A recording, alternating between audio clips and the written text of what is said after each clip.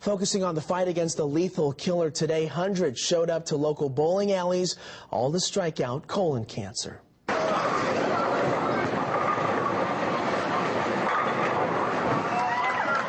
For the Woline family, bowling is a way of life. A chance to get away from a lot of the pressures of the world and roll the ball down at the pins.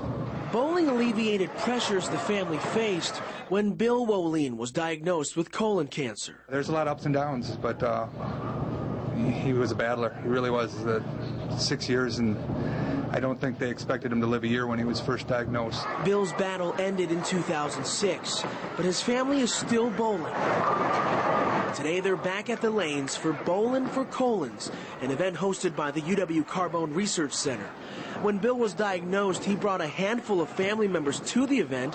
Now they've got 15 lanes to pass on his beloved hobby and raise money to research America's second most lethal cancer. As we find newer treatments, perhaps we can make that survival longer and longer, and that folks can live with colon cancer for a long time. The more money we can give to this place, the better they can do for other people out there still fighting. And for the Wolines, today's event is about colon cancer and about the man they affectionately called Grandpa Wild. My 7-year-old, she still talks about Grandpa Wild, even though she really doesn't maybe remember exactly, but she talks about her Grandpa Wild all the time.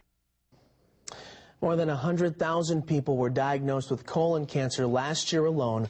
Bowlin' for Colons benefits colon cancer research at the UW Carbone Cancer Center. And to learn more about colon cancer or to make a donation, head to our website, channel3000.com.